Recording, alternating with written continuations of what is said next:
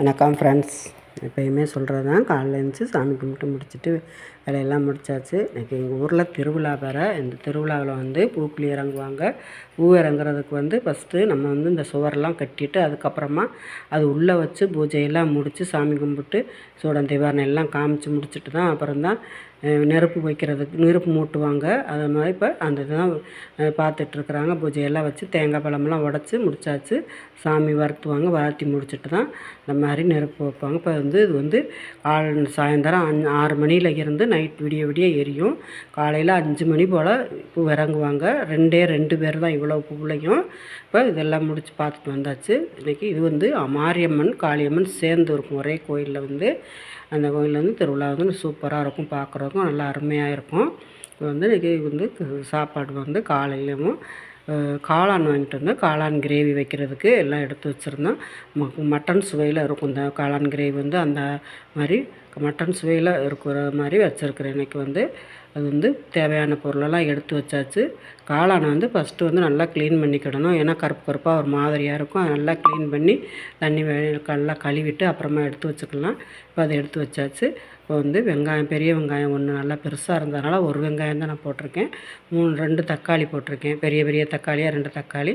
First வந்து தாளிக்கவே வேண்டாம். கடுகு பருப்பெல்லாம் போடாமல் வெங்காயம் போட்டு நல்லா வதங்கினவங்க தக்காளியும் போட்டாச்சு. தக்காளி வதங்கி நல்லா இந்த மாதிரி வதங்கி வந்ததுக்கப்புறமா அதுக்கு தேவையான மசாலா பொருளெல்லாம் போட்டுக்கிடலாம். இப்போ வந்து அதுக்கு வத்தப்பொடி நல்லா மிளகாத்தூள் வந்து 1.5 கரண்டி போட்டிருக்கிறேன்.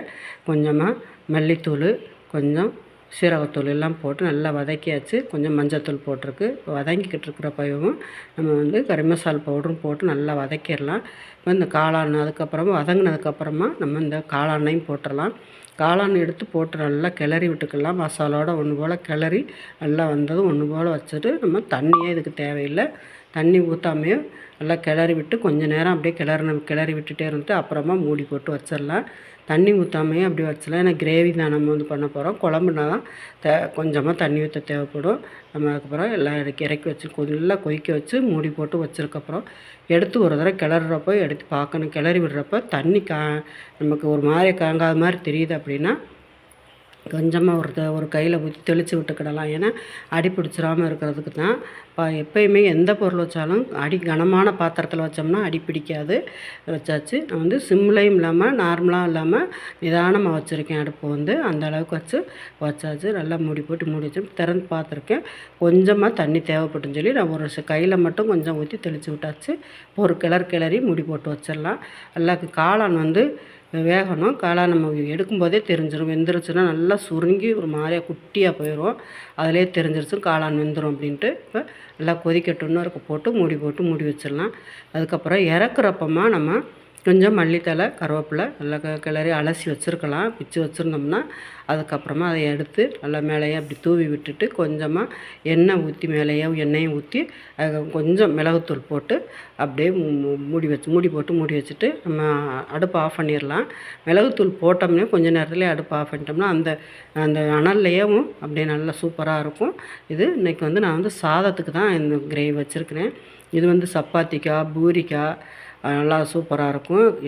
நல்லா அந்த மாதிரி மட்டன் சுவையில் இருக்கிற மாதிரி தான் இருக்கும். நல்லாயிருக்கும் மட்டன் மாதிரியும். இந்த மாதிரி வச்சு கொடுத்தாலும் குழந்தைகளும் விரும்பி சாப்பிட்டுக்கிடுவாங்க. இப்போ வந்து இது ரெடி ஆயிடுச்சு. சாதமும் வடித்து வச்சாச்சு. இன்றைக்கி சாதத்தோடு ஊற்றி சாப்பிட்றதுக்கு சூப்பராக இருக்கும். மட்டன் கிரேவின்னே சொல்லலாம். அந்த மாதிரி காளான் கிரேவி ரெடி ஆயிடுச்சு. விடாச்சு. இப்போ வந்து இன்னும் குழந்தைகளுக்கு வந்து லீவ் விட்டுருவாங்க. குழந்தைகளையும் வந்து நம்ம பாதுகாப்பாக பார்த்துக்கிடணும். தண்ணி தான் நிறையா கொடுக்கணும். ஏதாவது ஜூஸ் போட்டு கொடுத்துக்கிட்டே இருக்கலாம். குழந்தைகளுக்கு ஏதாவது செஞ்சு கொடுத்துக்கிட்டே இருக்கணும். குழந்தைகளையும் பாதுகாப்பாக பார்த்துக்கோங்க. இதோட வீடியோ முடிஞ்சிச்சு. வீடியோ பிடிச்சிருந்தா லைக் பண்ணுங்கள். பாய்.